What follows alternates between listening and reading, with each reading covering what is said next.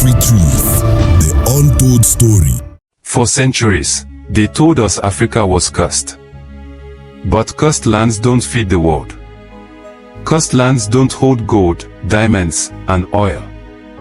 Africa isn't cursed. Africa is powerful.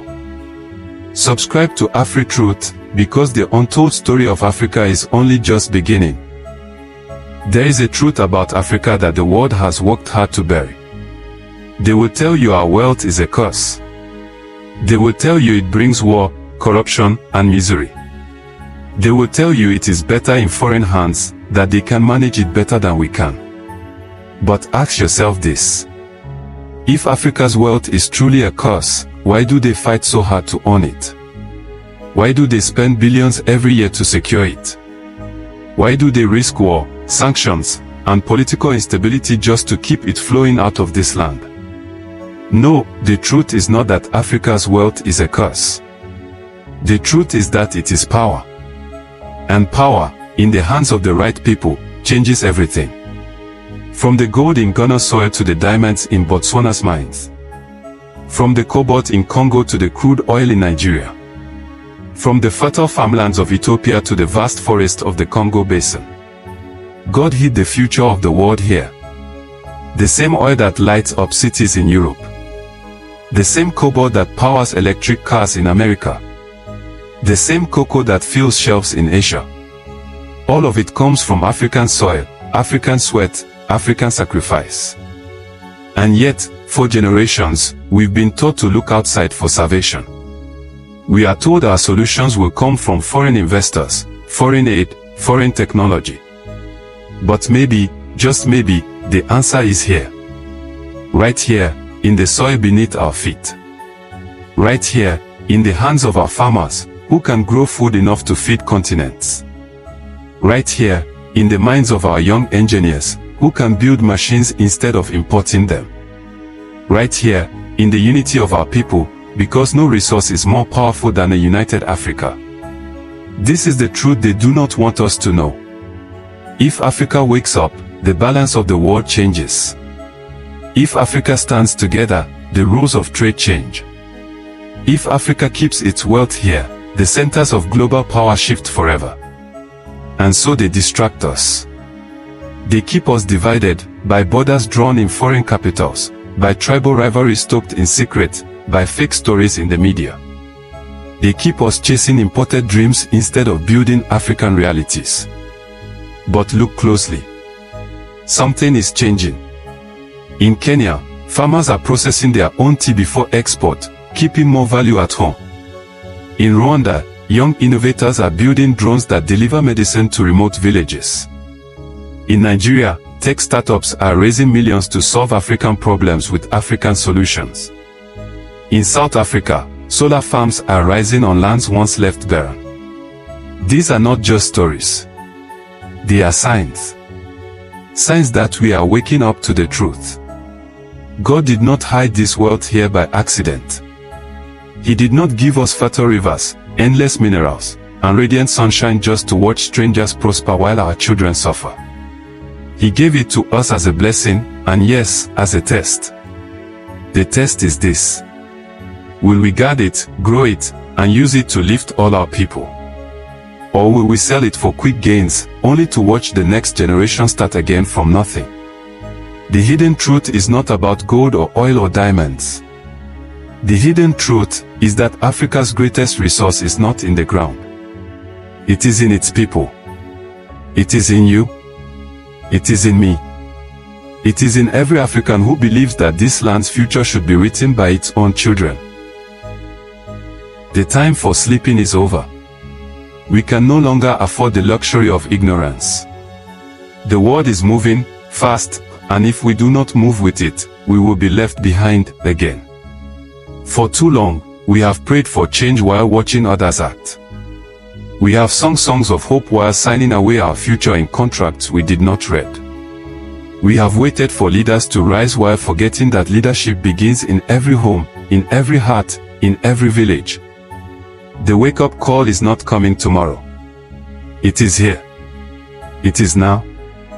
We must learn to protect what we have fiercely. Our rivers are more than water. They are lifelines. When they are poisoned by oil spills, it is not just fish that die, it is generations of fishermen, it is food on the table, it is culture and heritage flowing into the sea. Our forests are more than trees. They are the lungs of the earth. When they are cut down for quick profit, the rains change, the soil weakens, and the very air we breathe is stolen from our children. Our minerals are more than shiny stones and black gold. They are bargaining chips in the world's most powerful game. When we trade them for pennies, we sell our seat at the global table for scraps. This is the truth. No one is coming to save us. Not the West, not the East, not the North, not the South. Help may come, yes, but it will always come with a price. So we must save ourselves. We must invest in our own farmers, so we grow our own food. We must build our own factories, so we process what we produce. We must teach our own history, so our children know they are heirs to kings, queens, warriors, and scholars, not beggars waiting for charity. Every African, from the smallest village to the busiest city, must take part. It does not matter if you are a student, a trader, a farmer, or an engineer, you have a role. Because Africa's liberation will not be the work of one hero. It will be the work of millions of ordinary people doing extraordinary things together. The wake-up call is not a whisper. It is a drumbeat. You can hear it in the protest on our streets. You can hear it in the voices of young entrepreneurs refusing to wait for permission to succeed.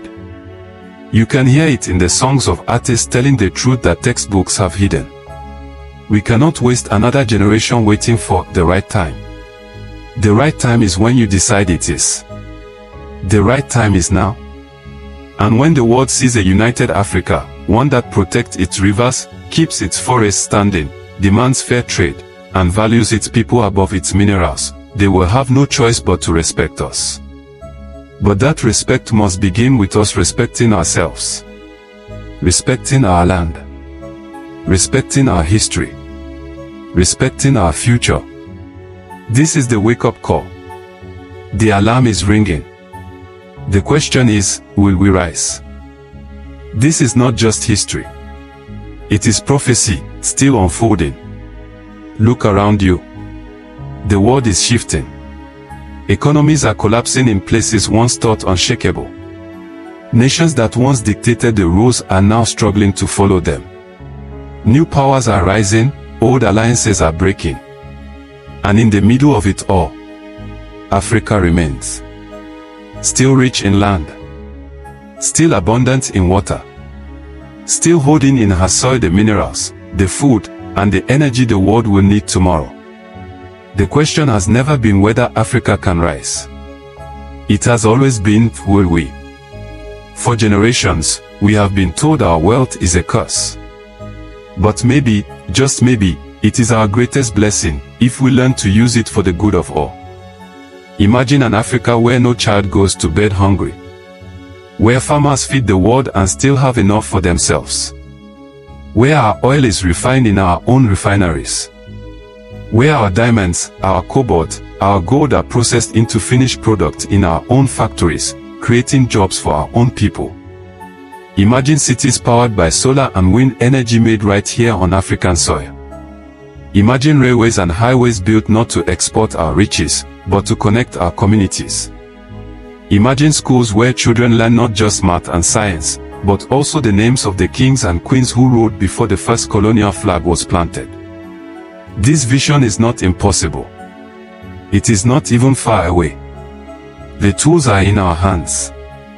The knowledge is in our minds. The strength is in our unity. But unity will not happen by accident. It must be chosen daily. We must choose to see the humanity in one another, beyond tribe, beyond religion, beyond borders drawn by people who never knew us. We must stop waiting for permission to be great. No one gave permission to the pharaohs of Kemet. No one gave permission to the scholars of Timbuktu. No one gave permission to Mansa Musa. Greatness is not given, it is taken, it is claimed, it is lived. The truth is, there is no magic day when Africa will rise. The rise begins the moment we decide to act differently, to trade fairly, to protect fiercely, to think boldly. Because when we do, no power on earth can stop us. No army, no bank, no treaty, no propaganda. We will no longer be the story others tell about Africa. We will be the authors, the narrators, the publishers of our own destiny. So I leave you with this truth. The land God hid the world's wealth in is still here. The rivers still flow. The forests still stand, for now. The soil is still rich. And her children, you, me, us, are still alive to protect her. The question is not can we. The question is, will we? Because if we do, generations yet unborn will speak of this moment. They will say, this was when Africa woke up. This was when her children returned home, in heart and in mind. This was when we rose, not as 54 separate nations, but as one people with one destiny. And when that day comes, no power in heaven or on earth will be able to stop the roar of a united Africa. This is the truth they don't want you to know. But now, you do. This isn't just history. It's prophecy. And the future is in our hands. Hit subscribe, share this, and join the movement, because Africa's rise depends on us all. Afritruth, the untold story continues.